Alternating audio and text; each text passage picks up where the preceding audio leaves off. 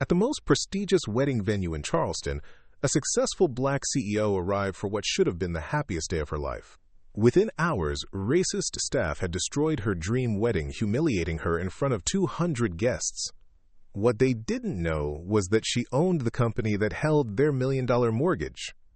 30 minutes after the last guest left in shock, the venue owners would discover they had just lost everything.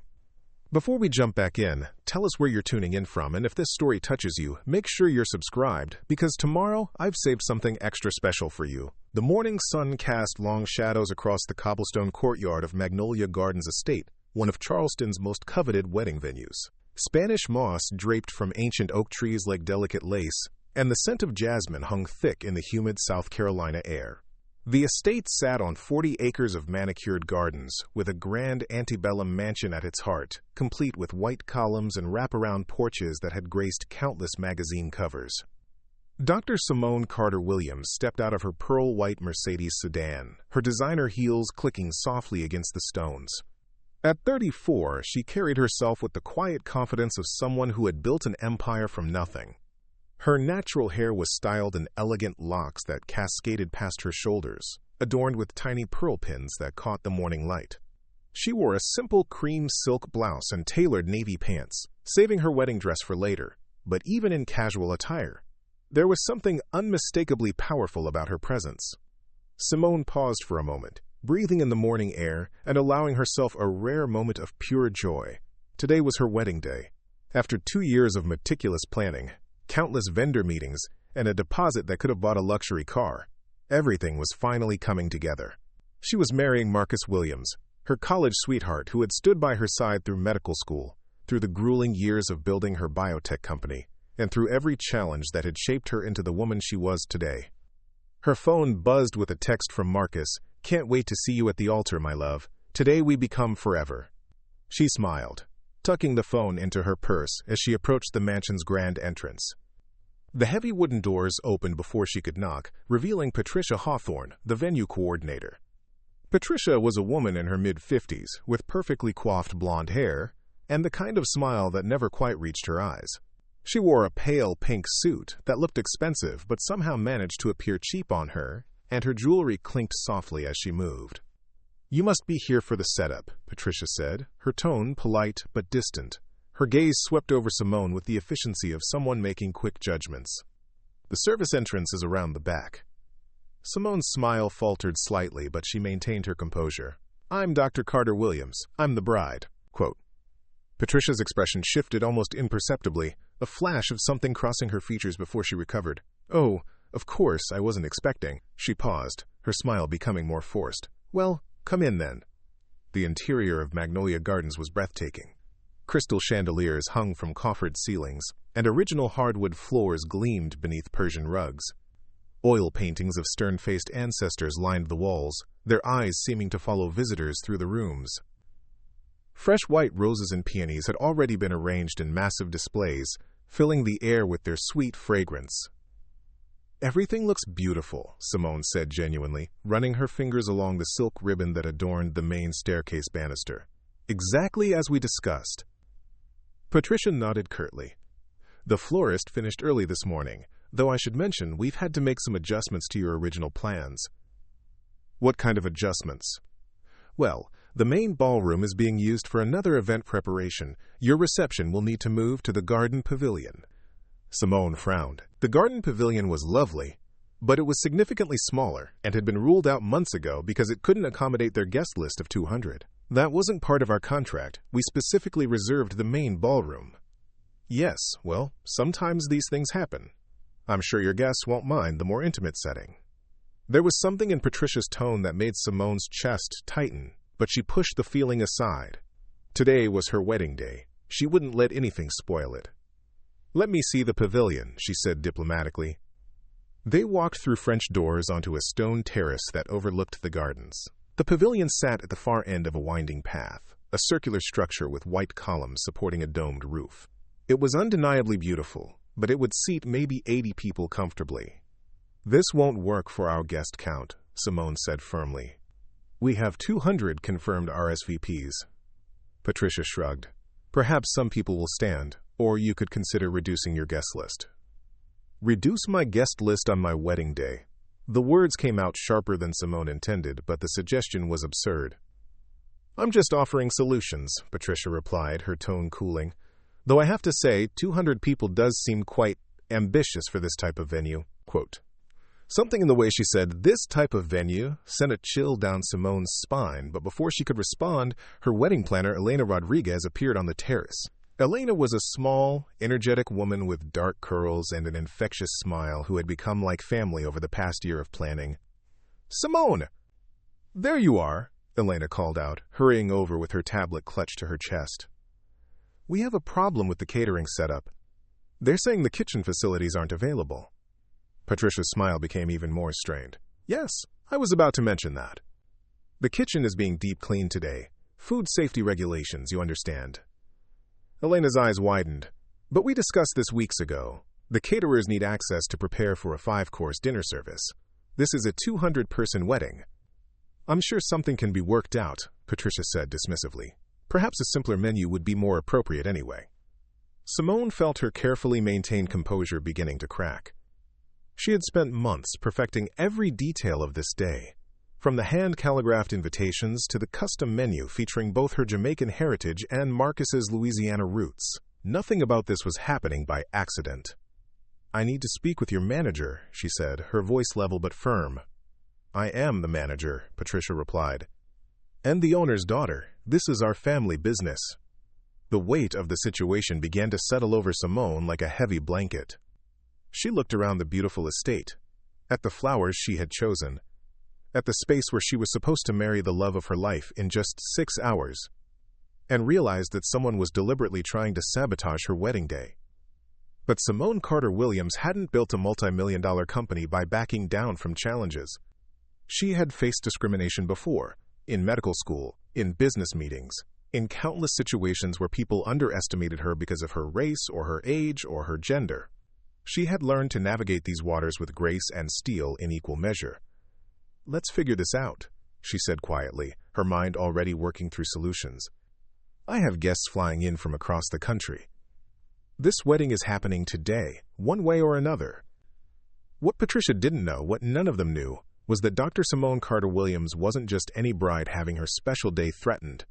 She was the founder and CEO of BioCure Therapeutics, a company that had revolutionized cancer treatment and made her one of the youngest black women to ever appear on the Forbes list.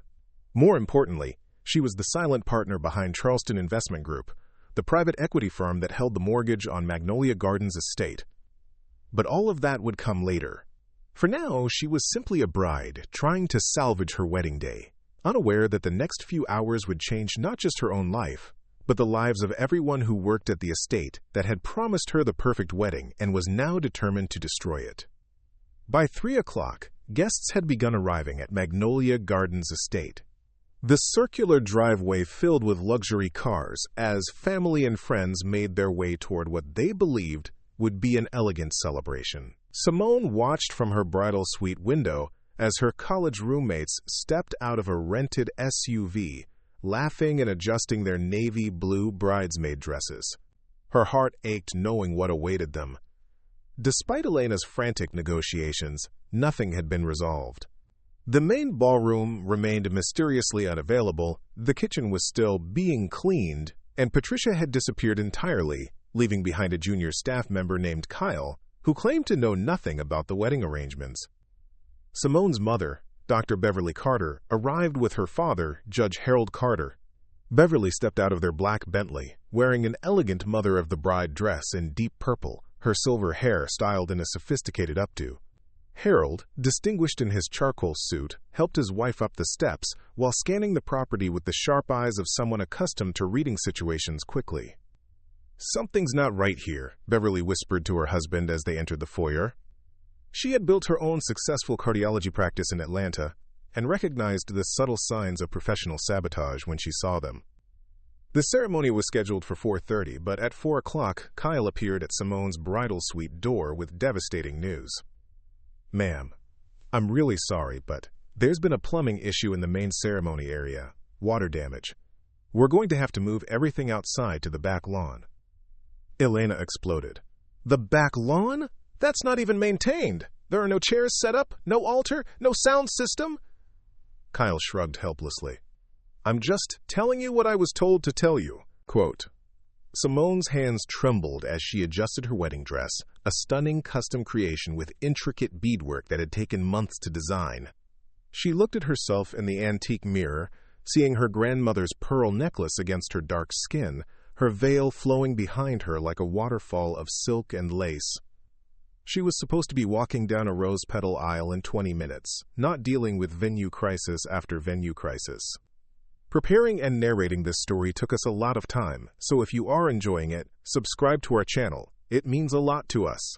Now, back to the story. Her best friend and maid of honor, Dr. Jasmine Brooks, squeezed her shoulder. We can make this work, Simone. Your love for Marcus is what matters, not the location. But Simone knew this wasn't about logistics anymore. This was about respect, dignity, and the deliberate humiliation of her and her family on one of the most important days of her life. Downstairs, the situation deteriorated rapidly. Guests who had traveled from across the country found themselves directed to folding chairs, hastily arranged on uneven grass. The string quartet that was supposed to play during the processional discovered their equipment had been moved to a storage shed. The photographer couldn't find adequate lighting in the makeshift outdoor setup. Marcus's grandmother, Mrs. Ethel Williams, a 90-year-old woman who had survived the Jim Crow South and raised 7 children as a single mother, sat in her wheelchair watching the chaos unfold. Her weathered hands gripped her purse tightly as she turned to her grandson. "Baby," she said quietly, "this ain't right. This is deliberate." Marcus, handsome in his black tuxedo, felt his jaw clench. He had sensed the tension from the moment he arrived, but seeing his bride's family treated this way filled him with a rage he struggled to contain. As a federal prosecutor, he was trained to remain calm under pressure, but this felt personal in a way that cut deeper than any courtroom battle. The breaking point came at 4:45. Simone, despite everything, had decided to proceed with the outdoor ceremony. She appeared at the back of the estate, radiant despite the circumstances, ready to walk down the improvised aisle toward the man she loved. That's when Patricia Hawthorne reappeared, this time accompanied by a man in an expensive suit, who introduced himself as Richard Hawthorne, the owner. He was tall, silver-haired, and carried himself with the entitled arrogance of someone who had never been told no. "I'm afraid we're going to have to shut this down," Richard announced to the assembled guests, his voice carrying across the lawn. "We've just discovered that the proper permits weren't filed for this outdoor ceremony. Liability issues, you understand." The guests fell silent, 200 people dressed in their finest clothes, staring in disbelief. Children who had been flower girls and ring bearers looked confused. Elderly relatives who had flown in from distant cities sat stunned in their folding chairs. Elena stepped forward, her face flushed with anger. "That's impossible. I filed all the permits myself months ago. I have copies of everything." "Well, apparently there was some mix-up," Patricia said with fake sympathy. "These things happen." Dr. Beverly Carter rose from her seat, her voice cutting through the humid air like a blade. "Enough!" She walked toward the front of the gathering, her purple dress flowing elegantly as every eye followed her. "I've been planning weddings and social events in this city for 30 years. I know exactly what permits are required, and I know when I'm being lied to." Richard's face hardened. "Ma'am, I'm going to have to ask you to lower your voice. This is private property." "Private property where we've paid a $50,000 deposit for services you're refusing to provide," Beverly shot back. A murmur rippled through the crowd. $50,000 was more than many people made in a year, and everyone present knew it. Judge Carter stood slowly, his presence commanding immediate attention. "Mr. Hawthorne, I presume?" His voice carried the authority of someone who had spent decades in courtrooms. "I'm Judge Harold Carter of the 11th Circuit Court of Appeals. Are you familiar with the Civil Rights Act of 1964? Richard's face paled slightly, but he maintained his stance. "This has nothing to do with civil rights. This is about permits and safety regulations." "Is it?" Harold's question hung in the air like smoke. Meanwhile, guests were pulling out their phones. Videos began recording as the confrontation escalated. Dr. James Thompson, one of Marcus's groomsmen and a prominent Atlanta attorney, live-streamed the entire exchange to his 15,000 social media followers. Simone stood frozen in her wedding dress, watching her special day disintegrate in real time. Her hands shook as she clutched her bouquet of white peonies and garden roses, the flowers her florist had spent hours perfecting that morning. This was supposed to be the moment she walked toward her future, not the moment she watched her dignity being systematically destroyed. "You know what?" Simone's voice carried across the lawn, clear and strong despite the emotion threatening to overwhelm her. "You can keep the deposit." She turned to face her guests, these people who loved her enough to travel from everywhere to celebrate with her.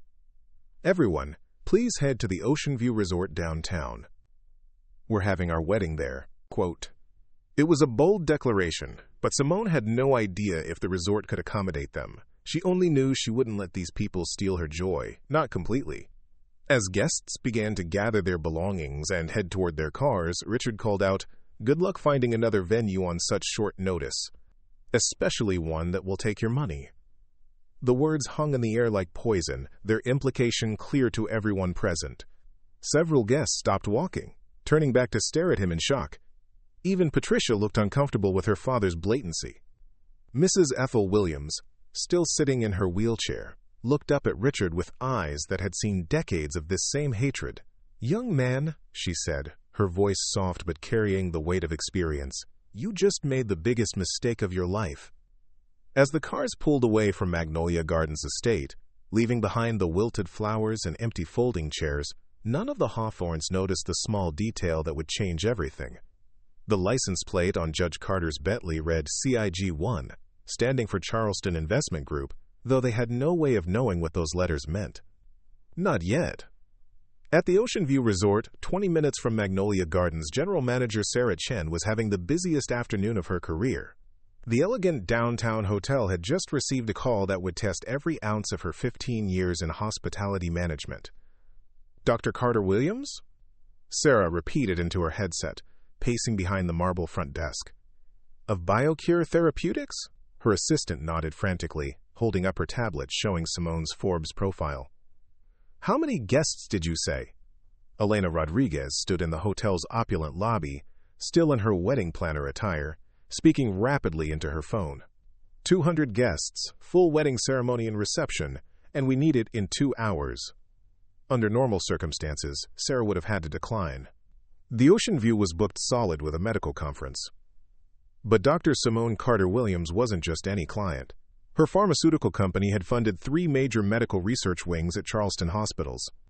More importantly, Sarah recognized the name from recent business journals as one of the most influential young entrepreneurs in the Southeast. "Clear the Palmetto Ballroom," Sarah instructed her events team. "Move the medical conference reception to the terrace. I don't care what it costs." Quote, within 30 minutes, a small army of hotel staff had transformed the space. Crystal chandeliers were dimmed to romantic levels, white linens appeared on round tables, and the hotel's florist was frantically arranging centerpieces that rivaled anything Magnolia Gardens could have provided. Back at Magnolia Gardens, Richard Hawthorne poured himself a bourbon in his office, feeling satisfied with how he'd handled the situation. His father had built this estate as a monument to Southern tradition, and Richard saw himself as its guardian. The framed photographs on his walls told the story he preferred. Generations of Charleston's finest families, celebrating life's milestones within these walls. Patricia knocked on his door, looking troubled. "Daddy, maybe we went too far. That woman's family looked important." "Important?" Richard laughed, swirling the amber liquid in his glass. "Important people don't have weddings with 200 guests. Important people have intimate affairs with the right kind of people." What Richard didn't understand was that in Charleston's modern landscape, power looked different than it had in his father's day. While he'd been focused on maintaining the estate's exclusivity, the real influencers had been building empires in biotechnology, federal law, and private equity. Patricia's phone buzzed with a text from Kyle, their junior coordinator. "Boss, you need to see this." Attached was a screenshot from Instagram showing the Ocean View Resort's official account posting about a quote, last-minute miracle wedding they were hosting for a, quote, distinguished Charleston family. The post had already garnered thousands of likes and hundreds of comments. The hotel's social media manager had been smart enough to frame it as an inspiring story of hospitality excellence, though she had no idea about the circumstances that led to the venue change. Meanwhile, in his corner office at Charleston Investment Group, David Brennan was having a very different kind of afternoon. As the firm's managing partner, he'd spent years cultivating relationships with silent investors, including one particularly brilliant young entrepreneur who preferred to keep her business interests private. His assistant knocked on his door. "Mr. Brennan, I just received some unusual social media alerts about Magnolia Gardens estate." David looked up from his quarterly reports, confused. "The wedding venue? What kind of alerts?" Quote, "Several videos have been posted showing some kind of confrontation at a wedding. The hashtags are trending locally." She handed him her tablet showing multiple angles of the same incident filmed by different guests.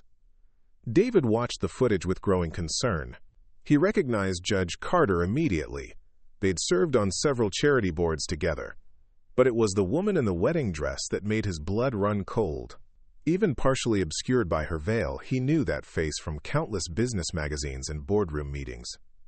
"Get me the Magnolia Gardens file," he said quietly, "and cancel my 4 o'clock. 20 minutes later, David was speed dialing a number he'd never expected to use in an emergency. When the familiar voice answered, he could hear the sounds of celebration in the background. "Simone, it's David Brennan. I just saw the videos. Are you all right?" Dr. Simone Carter Williams stepped away from her reception, where the Ocean View chef had somehow managed to recreate most of her original menu. Her wedding dress rustled as she moved into the hotel's quiet library, phone pressed to her ear. "David, I'm fine. We're actually having a beautiful reception, thanks to some incredible people here at the Ocean View. Simone, I need to tell you something about Magnolia Gardens. Something you probably don't know." On the other end of the line, Simone felt her breath catch. David's tone carried the weight of significant news. "When you invested in CIG 3 years ago, one of the properties in our portfolio was an estate venue. You asked me to handle all the details, to keep your involvement completely confidential." Simone's grip tightened on her phone. She had invested in David's private equity firm as a silent partner, diversifying her wealth across Charleston real estate, and never involving herself in day-to-day operations. She'd trusted David's expertise and never questioned the specifics of individual properties. "David, please tell me you're not saying what I think you're saying. Magnolia Gardens Estate, their entire operation is financed through Charleston Investment Group. Your investment is what's kept them operational for the past 3 years." The irony hit Simone like a physical blow. She had literally been paying for the privilege of being humiliated at her own wedding. Her money had funded the very institution that had just destroyed her special day. In the library's silence, she could hear her own heartbeat. Through the French doors, she could see her guests laughing and dancing, making the best of a situation none of them had asked for. Her new husband, Marcus, was charming her elderly relatives, ensuring they felt included despite the chaos of the day. "There's more," David continued. "The mortgage terms include several clauses about maintaining the property's reputation and adhering to anti-discrimination policies. What happened today, it's a clear violation of their loan agreement." Simone closed her eyes, processing the information. In the span of one phone call, she had gone from victim to someone with the power to address what had happened. The decision of what to do with that power rested entirely in her hands. Back at Magnolia Gardens, Richard was enjoying his evening bourbon when his office phone rang. Patricia peeked her head in the door, looking more worried than before. "Daddy, there's a Mr. Brennan on the line. He says he's from Charleston Investment Group." Richard frowned. CIG managed their financing, but they rarely called directly. David Brennan? What could he want on a Saturday evening? He picked up the phone, expecting a routine business call. "Richard Hawthorne here." "Mr. Hawthorne, we need to talk. Tonight." The tone in David's voice made Richard set down his bourbon glass. "Is there a problem with our account?" "Sir, there's a problem with much more than your account. I'm driving over now. We'll discuss it when I arrive." As David ended the call, Richard felt the first stirring of unease. In 30 years of running Magnolia Gardens, he'd never had their financial partner demand an emergency meeting. Patricia noticed her father's expression change. What did he want? "I'm not sure," Richard admitted, "but I have a feeling this has something to do with today's wedding." Outside the estate's windows, the Spanish moss swayed in the evening breeze, the same moss that had witnessed generations of celebrations within these walls. But tonight, for the first time in decades, those walls felt less like a fortress and more like a prison. The hidden truth was about to surface, and with it, consequences that would reshape everything the Hawthorne family thought they knew about power, privilege, and the price of prejudice. David Brennan's Mercedes pulled through the wrought iron gates of Magnolia Gardens estate at precisely 8:30 p.m. The property looked different in the evening light, less majestic, more ominous. Scattered folding chairs still dotted the back lawn, like abandoned monuments to the day's cruelty. Richard Hawthorne waited in the mansion's foyer, his earlier confidence replaced by a gnawing anxiety he couldn't quite place. He'd changed from his suit into khakis and a polo shirt, trying to project casual authority, but his hands betrayed him with their slight tremor as he straightened his collar. Patricia hovered nearby, her phone clutched in her manicured fingers. She'd spent the past hour watching videos of their confrontation spread across social media platforms. The hashtags #Magnolia Gardens Wedding and #Wedding Shame were trending locally, with comments ranging from outraged to supportive, but the ratio was decidedly not in their favor. "David," Richard extended his hand as the investment manager entered, "good to see you, though I wish it were under better circumstances." David didn't take the offered handshake. Instead, he set his leather briefcase on the antique console table, with a sharp click that echoed through the high-ceilinged space. His usually friendly demeanor had been replaced by the cold professionalism of someone delivering very bad news. "Richard, we need to discuss what happened here today. Look, if this is about some social media nonsense, I can explain everything. We had legitimate concerns about permits and—" "Stop." David's voice cut through Richard's explanation like a blade. "I've seen the videos, multiple angles. I've read the witness statements that are already circulating online. And I've spoken directly with the bride." Richard's face paled. "You spoke with her?" "Dr. Simone Carter-Williams is not just any bride, Richard. She's one of the most successful biotech entrepreneurs in the Southeast. She's also a personal friend of mine." David paused, letting the weight of his words settle. "And she's your silent partner." The color drained completely from Richard's face. Patricia's phone slipped from her fingers, clattering on the marble floor. "What do you mean, silent partner?" Richard's voice came out as barely a whisper. David opened his briefcase and withdrew a thick folder. 3 years ago, Charleston Investment Group facilitated a private equity investment that saved this estate from bankruptcy. Your mortgage, your operating capital, your ability to stay in business, it all comes from one source. He placed a document on the console table. "Dr. Simone Carter-Williams, the woman whose wedding you destroyed today, is the sole investor behind the funding that keeps Magnolia Gardens operational." Richard stared at the paperwork as if it might burst into flames.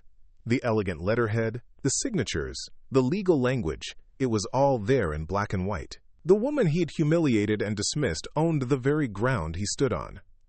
"That's impossible," Patricia whispered. She's... "Black?" David's tone turned icy. "Is that what you were going to say?" The silence in the foyer became suffocating. Ancient oil paintings of Confederate ancestors looked down from the walls, their stern faces offering no guidance for this modern reckoning. "Furthermore," David continued, "your loan agreement includes specific clauses about maintaining the property's reputation and adhering to federal anti-discrimination laws. Today's incident constitutes a clear violation of those terms." Richard's legs felt weak. He gripped the edge of the console table for support. "What does that mean?" "It means, as of right now, your loan is in default. The full amount, $2.8 million, is due immediately." The number hung in the air like a death sentence. Richard's mouth opened and closed soundlessly. Patricia began to cry, quiet tears streaming down her cheeks as the magnitude of their situation became clear. "David, please." Richard found his voice again, though it cracked with desperation.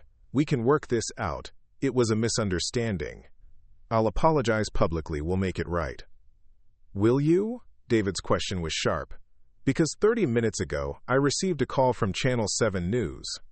They want to run a story about today's incident. The footage they have is quite damning." As if summoned by his words, headlights swept across the front windows.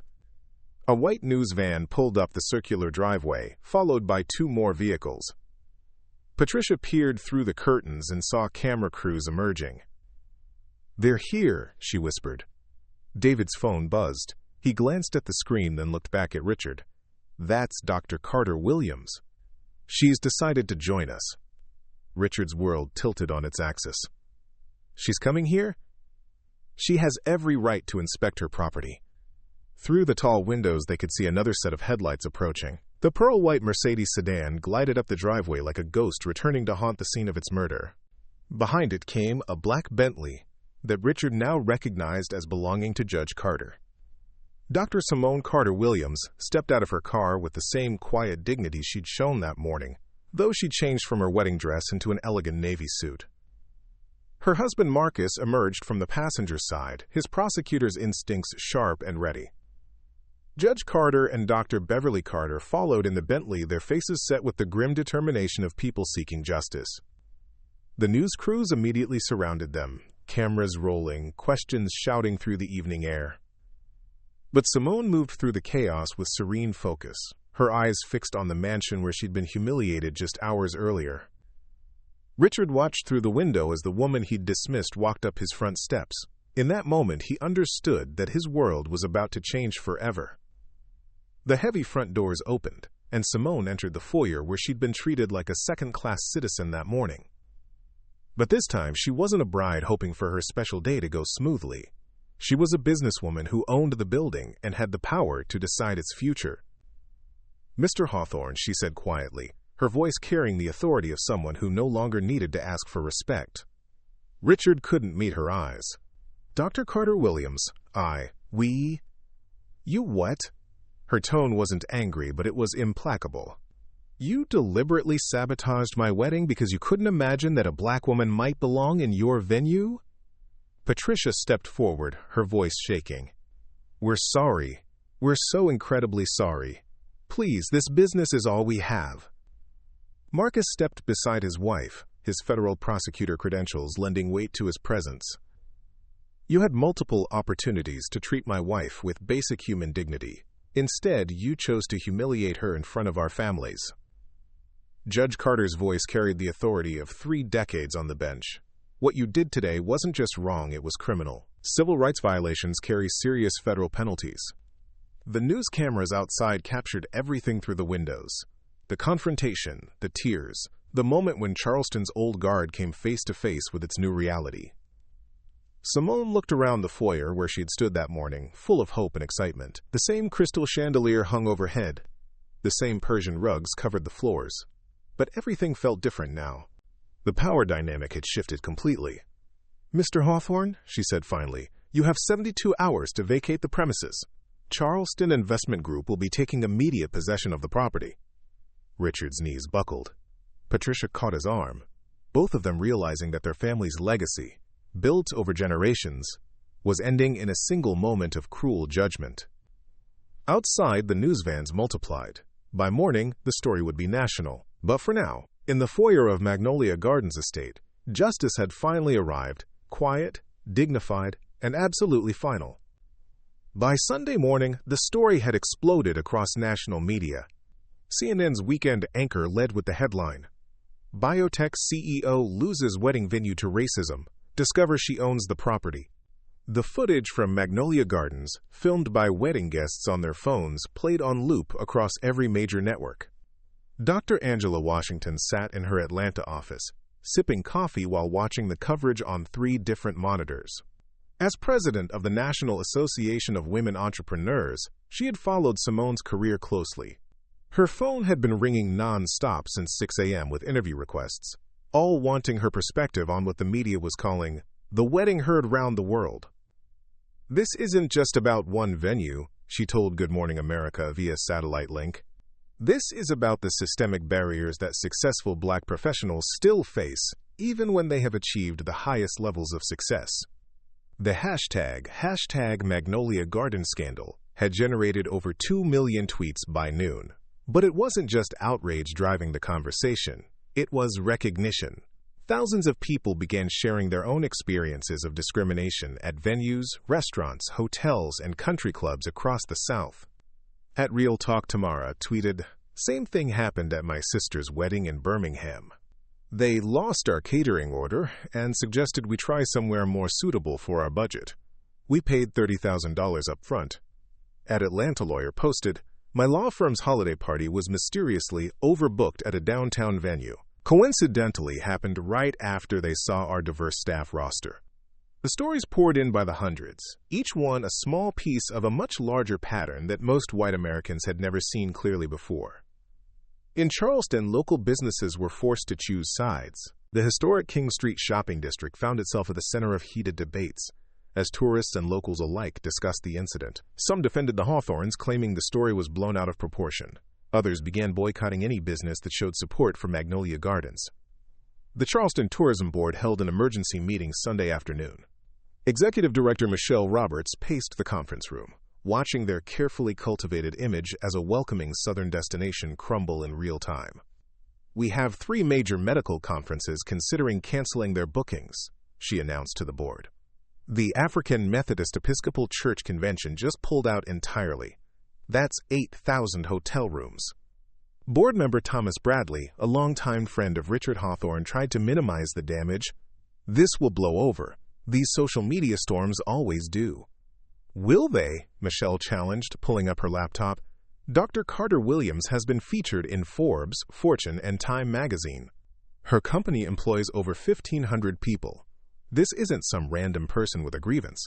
This is a major business leader whose story resonates with millions of people." Meanwhile, investigative journalists were digging deeper into Magnolia Gardens' history. Charleston Post and Courier reporter James Mitchell spent Sunday combing through public records, marriage licenses, and social media posts from previous events at the venue. What he found was damning. In reviewing 3 years of wedding announcements and social media posts from Magnolia Gardens events, Mitchell discovered a troubling pattern. Of the 240 weddings hosted at the venue during that period, fewer than 8 involved black couples. Given Charleston's demographics, the disparity was statistically impossible to explain as coincidence. More disturbing were the complaints filed with the Better Business Bureau that had been largely ignored. A black family had tried to book their daughter's Sweet 16 party and were told the venue was not suitable for that type of celebration. An interracial couple reported being quoted prices significantly higher than white couples for identical services. Mitchell's article, published Monday morning, included a devastating quote from a former Magnolia Gardens employee who spoke on condition of anonymity. "Mr. Hawthorne would always find reasons why certain families weren't a good fit for the venue. He never said it outright, but we all knew what he meant." The legal implications began mounting rapidly. The Southern Poverty Law Center announced they were reviewing the case for potential federal civil rights violations. The Department of Justice opened a preliminary investigation into discriminatory practices. South Carolina's Attorney General issued a statement promising a full review of the venue's business practices. But perhaps most significantly, other wedding venues across the South found themselves under scrutiny. Social media users began posting reviews and experiences from dozens of high-end venues, exposing a network of subtle and not-so-subtle discrimination that had operated largely unchallenged for decades. The economic impact was swift and merciless. By Tuesday, 3 major corporations had canceled events at Magnolia Gardens. The venue's insurance company began an investigation into whether discriminatory practices voided their coverage. Wedding vendors who had worked with the estate for years quietly began distancing themselves, unwilling to be associated with the scandal. Patricia Hawthorne sat in her empty office, staring at cancellation emails that kept arriving. Their spring calendar, once booked solid with lucrative events, was now decimated. The Bellwether Corporation had pulled their annual gala. The Charleston Historical Society canceled their fundraising dinner. Even the Garden Club, of which Patricia had been a member for 15 years, had quietly moved their luncheon to another venue. Her phone rang constantly, but now the calls were from creditors, lawyers, and reporters, rather than prospective clients. The family's personal social media accounts had been overwhelmed with negative comments, forcing them to shut down their public presence entirely. Richard hadn't left his study since Sunday. Empty bourbon bottles accumulated on his desk as he watched his life's work collapse in real time. The estate that had been in his family for 4 generations would be gone by the weekend, and it was entirely his own fault. But the story's impact extended far beyond the Hawthorne family's personal devastation. Corporate America was taking notice. Major companies began reviewing their own vendor relationships, questioning whether their event choices aligned with their stated diversity values. Dr. Simone Carter-Williams, meanwhile, had become an involuntary spokesperson for a conversation the country needed to have. Her phone rang constantly with interview requests, speaking opportunities, and invitations to serve on corporate boards. Tuesday evening, she sat in her home office, still processing the magnitude of what had unfolded. Her wedding photos from the Ocean View Resort covered her desk, beautiful images that captured joy despite the chaos that had preceded them. She and Marcus looked radiant, surrounded by family and friends who had rallied to make their day special despite everything. Her assistant knocked on the door. "Dr. Carter-Williams? Oprah's production team is on line 1. The View wants you for Thursday, and Netflix is interested in option rights for your story." Simone stared out her window at the Charleston harbor, where cargo ships moved slowly across the darkening water. She had never wanted to be a symbol or a spokesperson. She had simply wanted to get married at a beautiful venue. But sometimes, she realized, the universe had different plans. Sometimes a single moment of injustice could illuminate a much larger truth, forcing society to confront uncomfortable realities it had been avoiding. The ripple effects were still spreading, touching lives across the country as people began sharing their own stories and demanding better from the institutions they supported. What had started as one woman's ruined wedding day had become a national reckoning with the persistent reality of discrimination in America, and it was only the beginning. 3 weeks after the incident, Dr. Simone Carter-Williams stood before the Charleston City Council in a packed chamber that buzzed with anticipation. She had declined most media interviews, choosing instead to channel her energy into something more constructive than revenge. Today marked the announcement of what would become known as the Magnolia Initiative. "When someone treats you poorly," she began, her voice carrying clearly through the chamber's sound system, "you have 2 choices. You can respond with anger, or you can respond with action that ensures it never happens to anyone else." The audience included Mayor Jennifer Walsh, several city council members, and representatives from Charleston's business community. In the front row sat her parents, Judge Harold Carter and Dr. Beverly Carter, alongside Marcus and several wedding guests who had become unexpected advocates for change. "Today, I'm announcing the transformation of Magnolia Gardens Estate into the Magnolia Cultural and Community Center," Simone continued, "a space dedicated to celebrating all of Charleston's diverse communities, with a special focus on supporting minority-owned businesses and promoting inclusive economic development." The applause was thunderous, but Simone wasn't finished. Additionally, Charleston Investment Group will be establishing the Equal Access Wedding Fund, providing grants of up to $20,000 for couples who have faced discrimination at wedding venues. No one should have to compromise their special day because of prejudice. In the audience, Reverend Dr. Marcus Johnson of Mother Emanuel AME Church stood and began clapping slowly. The gesture was picked up by others until the entire chamber was on its feet. The symbolism wasn't lost on anyone present. This was Charleston choosing healing over hatred. The transformation of Magnolia Gardens began immediately. Simone hired Teresa Martinez, a Latina architect known for her community-centered designs, to reimagine the space. The Grand Ballroom would become a community event hall, available at reduced rates for local nonprofits. The mansion's upper floors would house business incubators for minority entrepreneurs. Most significantly, the estate's gardens would become a public space featuring a memorial garden honoring victims of discrimination and a children's area where Charleston's diverse families could gather for cultural celebrations throughout the year. The project's first hire was unexpected. Kyle Morrison, the young venue coordinator who had been caught in the middle of the original incident. During the transformation planning, Kyle had approached Simone directly. "Dr. Carter-Williams," he had said, his voice shaking with nervousness, "I know I was part of what happened that day. I should have spoken up. I should have done something." Simone studied the young man carefully. "What would you do differently now?" "Everything," Kyle replied without hesitation.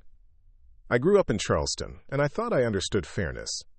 But watching what happened to you, seeing how my silence was part of the problem, it changed me. I want to be part of the solution." Kyle became the center's first community outreach coordinator, tasked with ensuring that all Charleston families knew they were welcome at Magnolia Gardens. His transformation from passive bystander to active advocate became a powerful example of how individuals could change. The ripple effects extended throughout Charleston's wedding industry. Inspired by Simone's approach, other venue owners began implementing their own diversity and inclusion policies. The Charleston Wedding Professionals Association, led by wedding planner Elena Rodriguez, developed new standards requiring anti-discrimination training for all member businesses. Elena had been particularly affected by the incident. "I've been planning weddings for 12 years, she told a gathering of industry professionals. "I thought I was good at what I did, but I realized I had never actively worked to make sure all couples felt welcome everywhere. Dr. Carter Williams showed me the difference between not being racist and being actively anti-racist." The association created the Open Door Pledge, requiring member venues to publicly commit to serving all couples, regardless of race, religion, sexuality, or background. Venues displaying the pledge's rainbow and multicultural symbol saw an immediate increase in bookings from diverse couples who had previously felt uncertain about their welcome. Meanwhile, corporate Charleston was experiencing its own transformation. The incident had prompted uncomfortable but necessary conversations in boardrooms across the city. Semtech Corporation, one of Charleston's largest employers, hired Dr. Martin Reynolds, a diversity consultant, to review their own vendor relationships. "The Magnolia Gardens incident forced us to ask hard questions," explained Semtech CEO Linda Patterson. "Were we inadvertently supporting businesses that didn't share our values? How could we use our purchasing power to promote inclusion?" Semtech implemented new vendor requirements that demonstrated commitments to diversity and inclusion. Within 6 months, they had shifted millions of dollars in contracts to minority-owned businesses, creating a model that other corporations began adopting. The legal consequences for discrimination became more severe as well. South Carolina Attorney General Rebecca Thompson announced new enforcement guidelines that would make discriminatory business practices subject to significant financial penalties. The message was clear: businesses that discriminated would face real consequences. But perhaps the most powerful change was happening at the grassroots level. Charleston mothers like Dr. Janet Williams, an emergency room physician, began organizing inclusion playdates where children from different backgrounds could build friendships naturally. The goal was to raise a generation that would never accept discrimination as normal. "My daughter asked me why some people didn't want Dr. Carter Williams at their wedding venue," Dr. Williams explained. "I realized that if I couldn't give her a good answer, then it was my job to help create a world where that question wouldn't need to be asked."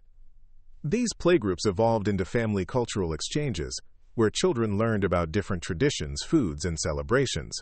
They met at Magnolia Gardens' new community spaces, turning a place associated with exclusion into a symbol of connection.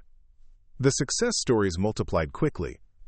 Carmen Rodriguez, a young Latina entrepreneur, received a business incubator space at Magnolia Gardens and launched a catering company specializing in fusion cuisine. Within 8 months, she was booking weddings across Charleston and employing 12 people. James and Michael Thompson, a black gay couple, used the Equal Access Wedding Fund to have their dream wedding at a venue that had previously quoted them inflated prices. Their celebration became a symbol of love conquering prejudice, with photos shared across social media as examples of Charleston's new inclusivity. The Magnolia Initiative also partnered with local colleges to create internship programs for students studying hospitality, business, and social justice. These young people brought fresh energy and perspectives to the transformation, ensuring that the changes would be sustained by the next generation. Dr. Simone Carter Williams regularly visited the renovated estate, not as an owner checking on property, but as a community member participating in the culture she had helped create. She attended children's birthday parties in the gardens, business workshops in the incubator spaces, and cultural celebrations in the main hall. Revenge would have felt good for a moment, she reflected during a quiet evening walk through the memorial garden, but building something better feels good forever. The transformation wasn't without challenges. Some longtime Charleston families resented the changes, viewing them as attacks on tradition. Anonymous negative reviews appeared online, and a few community members organized quiet boycotts of Magnolia Gardens events. But these voices of resistance were overwhelmed by the enthusiasm of Charleston residents who had never felt welcome at the estate before. The center's calendar is filled with quinceañeras, bar mitzvahs, Eid celebrations, and Diwali festivals alongside traditional Southern weddings and debutante balls. 6 months after the transformation began, Magnolia Gardens hosted its first Unity Wedding Showcase, featuring vendors from Charleston's most diverse communities. Over 500 couples attended, representing every background and orientation. The event generated over $2 million in bookings for local minority-owned businesses. Standing in the same foyer where she had been humiliated months earlier, Simone watched children of all colors play together, while their parents planned celebrations that would have been unimaginable under the previous ownership. The crystal chandelier still hung overhead, but everything else had changed. The venue that had once symbolized exclusion had become a beacon of inclusion, proving that with vision, resources, and commitment, even the most entrenched systems of discrimination could be transformed into something beautiful. 1 year after the incident that shocked Charleston, Dr. Simone Carter Williams received an invitation that would have seemed impossible 12 months earlier. The Charleston Heritage Foundation, the city's most exclusive cultural organization, was requesting her presence as their keynote speaker for their annual gala. The irony wasn't lost on anyone. The Heritage Foundation had been silent during the Magnolia Gardens controversy, their board populated with families who had quietly supported the Hawthorns for generations. Now they were courting the woman they had once ignored, desperate to align themselves with Charleston's changing power structure. Simone held the cream-colored invitation in her office at BioCure Therapeutics, where framed photographs from her transformed wedding day shared wall space with her Forbes cover and pictures from Magnolia Gardens community events. Through her window, she could see the Charleston harbor, where cruise ships brought thousands of tourists eager to experience the city's new narrative of inclusion and progress. "Are you going to accept?" asked Dr. Jasmine Brooks, her best friend and maid of honor, who now served on Magnolia Gardens' Community Advisory Board. "I'm considering it," Simone replied thoughtfully, "but not for the reasons they think." Quote, "The Heritage Foundation Gala represented something larger than social acceptance. It was a symbol of how institutions change when their survival depends on adaptation." The foundation's membership had declined dramatically as younger philanthropists chose to support more progressive organizations. Their fundraising had suffered as corporations redirected charitable giving toward initiatives with clearer diversity commitments. Foundation President Margaret Whitfield had approached Simone through intermediaries, acknowledging what she called oversights in the organization's past inclusivity efforts. The carefully worded apology stopped short of admitting discrimination, but it represented a significant shift for an institution that had never before felt the need to justify its practices. "They're scared," Marcus observed that evening as he and Simone discussed the invitation over dinner. "The old Charleston elite is realizing their relevance is disappearing." Marcus had his own perspective on the city's transformation.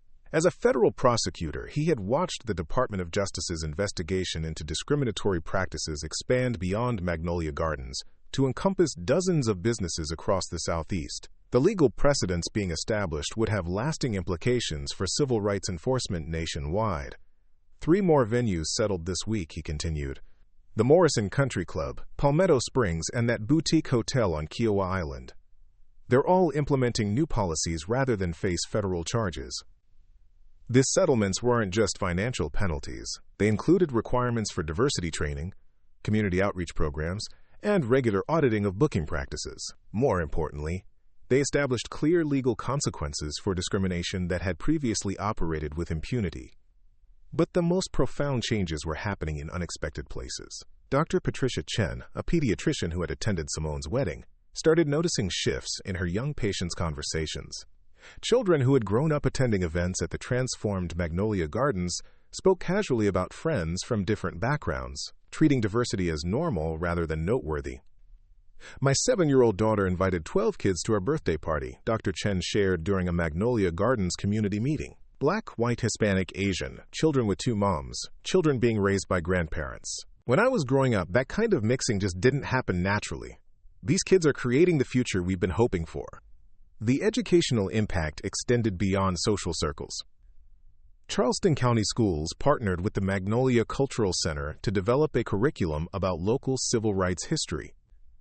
Students learned about Denmark Vesey, the Mother Emanuel shooting, and contemporary stories like Simone's wedding incident as part of an honest examination of the city's complex racial legacy. 10th grader Aaliyah Johnson wrote her semester project about the Magnolia Gardens transformation. "Before researching this story," she wrote, "I thought discrimination was something that happened in the past. Learning about Dr. Carter Williams showed me that civil rights isn't history. It's happening right now, and young people like me have a role to play." The project sparked similar initiatives across South Carolina and beyond. Universities began studying the Magnolia model as an example of how private investment could address systemic discrimination while creating sustainable economic development. Dr. Robert Martinez, a sociology professor at the College of Charleston, published a research paper documenting the incident's ripple effects. His data showed measurable improvements in minority business participation, interracial social interaction, and youth attitudes toward diversity across Charleston County. What makes this case unique, Dr. Martinez explained to a conference of civil rights scholars, is how individual action catalyzed institutional change. Dr. Carter Williams didn't just seek personal vindication, she used her resources to create systemic solutions. The economic transformation proved equally significant. The Magnolia Cultural Center had become a major tourist attraction, with visitors from across the country coming to see how a symbol of exclusion had been transformed into a beacon of inclusion. The Charleston Tourism Board's annual report showed that heritage tourism with a social justice focus had become one of their fastest-growing segments. Local businesses benefited tremendously. The center's preferred vendor program, which prioritized minority-owned companies, had channeled over $3 million into previously underutilized businesses. Carmen Rodriguez's catering company now employed 35 people and had expanded into 3 locations. The success stories multiplied monthly, creating an economic ecosystem that made inclusion profitable. The wedding industry's transformation had national implications. The Charleston Wedding Professionals Association's Open Door Pledge was adopted by trade organizations in 12 other cities. Wedding magazines began featuring diverse couples more prominently, and destination wedding guides started rating venues based on their inclusion policies. Elena Rodriguez, Simone's wedding planner, launched a consulting firm helping venues across the South implement anti-discrimination practices. The Magnolia incident taught us that doing the right thing isn't just morally correct, it's good business, she explained to venue owners in Atlanta, Nashville, and New Orleans. The consulting firm's success demonstrated how a crisis could create opportunity. Elena's team worked with over 60 venues in their first year, generating substantial revenue while advancing civil rights. The business model proved that social justice and capitalism could align when properly structured. Meanwhile, the Hawthorne family story took an unexpected turn. Patricia had initially retreated from public life, overwhelmed by shame and financial ruin. But 8 months after losing the estate, she made a surprising decision. She contacted Simone directly, requesting a private meeting. They met at a small cafe in downtown Charleston, away from media attention. Patricia looked older, her perfectly styled appearance replaced by a more natural, less polished look. The woman who had once carried herself with entitled confidence now seemed genuinely humbled. "I've been going to therapy," Patricia began, her voice quiet but steady. "Trying to understand how I became someone who could treat another human being the way I treated you." Simone listened without interrupting, curious about where this conversation would lead. "I grew up thinking I was a good person because I wasn't obviously racist," Patricia continued. "I never used slurs, never supported obviously hateful groups. But I realize now that passive acceptance of discrimination is its own form of participation." The conversation lasted 2 hours. Patricia shared her childhood experiences, her family's expectations, and her gradual recognition of how privilege had insulated her from understanding others' experiences. She didn't ask for forgiveness, but she expressed genuine remorse and a desire to make amends. "I've been volunteering at the Literacy Center in North Charleston," Patricia explained, "working with families who face the kinds of barriers I never had to think about. I can't undo what I did, but I can try to be part of the solution going forward." Simone was moved by Patricia's apparent transformation, though she remained cautiously optimistic. "Redemption is possible," she told Marcus later, "but it requires sustained action, not just words." 6 months after their cafe meeting, Patricia applied to volunteer at Magnolia Gardens community programs. Her application included references from the Literacy Center, where she had logged over 300 hours of service, and a personal statement acknowledging her past mistakes while outlining her commitment to change. The Community Advisory Board, which included several of Simone's wedding guests, debated the application extensively. Some members felt Patricia's involvement would be inappropriate given her role in the original incident. Others argued that demonstrating the possibility of genuine change was part of the center's mission. Ultimately, They approved a limited volunteer role with a 6-month probationary period. Patricia began helping with children's programming, her interactions closely supervised by long-term volunteers. The decision sparked debate in the community, but it also reinforced the center's commitment to rehabilitation over permanent punishment. Richard Hawthorne's trajectory proved more tragic. Unable to cope with the loss of his family's legacy and his role in its destruction, he struggled with depression and alcoholism. He eventually left Charleston, moving to a small town in rural Georgia where he worked as a property manager for a chain hotel. His story became a cautionary tale about the personal cost of prejudice, even for those who perpetuate it.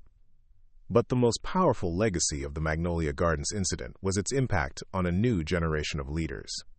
Young professionals who had witnessed the events firsthand, either as wedding guests or community members, carried its lessons into their own careers and institutions. Dr. Michael Thompson, one of Marcus's groomsmen, used his experience to transform policies at the Atlanta law firm where he worked as a partner. The firm implemented new client intake procedures designed to identify and address potential discrimination cases more effectively. Watching Simone handle that situation with such grace and strategic thinking changed how I approach my own practice, Dr. Thompson explained. I realized that real change requires sustained effort, not just good intentions. 2 years after the incident, Simone finally accepted the Heritage Foundation's invitation to speak at their gala, but she did so on her own terms, using the platform to challenge the audience about their ongoing responsibilities in creating an inclusive Charleston. Tonight, many of you will write checks to worthy causes, she told the gathered crowd of Charleston's traditional elite. But charity without justice is just guilt management. Real change requires examining your own institutions, your own practices, and your own comfort with systems that benefit you while excluding others. The speech was both gracious and uncompromising, earning a standing ovation while delivering uncomfortable truths about privilege and responsibility. Several audience members approached her afterward, committing to specific actions rather than offering vague expressions of support. The Heritage Foundation itself began a comprehensive review of its membership practices, scholarship programs, and community partnerships. While change came slowly, the organization's transformation became another example of how sustained pressure could reshape even the most resistant institutions. As Simone reflected on her journey 3 years later, she marveled at how a single day's injustice had catalyzed such widespread change. The wedding that had been ruined by prejudice had ultimately created more positive impact than a perfect celebration could have achieved. Standing in the memorial garden at Magnolia Gardens during the center's 3rd anniversary celebration, surrounded by hundreds of Charleston families from every background, Simone felt a deep sense of completion. Not because the work was finished. Discrimination still existed, and vigilance remained necessary, but because she had proven that individual action could create lasting institutional change. The children playing around her, growing up in a Charleston where inclusion was expected rather than exceptional, represented the ultimate victory. They would inherit a city that was more just, more welcoming, and more honest about its history than the one she had encountered on her wedding day. The transformation of Magnolia Gardens from a symbol of exclusion to a beacon of community proved that redemption was possible, not just for individuals, but for institutions, cities, and cultures willing to confront their failures and commit to doing better. The legacy continued to spread as other communities adopted the Magnolia model, using economic leverage and sustained activism to address discrimination while building positive alternatives. What began as one woman's ruined wedding had become a template for social change, proving that sometimes the most painful experiences can plant seeds for the most beautiful transformations. In Charleston, Spanish moss still draped from ancient oak trees, and jasmine still scented the humid air. But the city itself had changed, becoming a place where every couple could dream of their perfect wedding day without fear that their love would be deemed unwelcome. That, perhaps, was the greatest wedding gift of all, not just for Simone and Marcus, but for every couple who would follow in their footsteps, walking down aisles where they were celebrated rather than tolerated, in a city that had finally learned to live up to its promise of Southern hospitality for all. Up next, you've got 2 more standout stories right on your screen. If this one hits the mark, you won't want to pass these up. Just click and check them out. And don't forget to subscribe and turn on the notification bell so you don't miss any upload from us.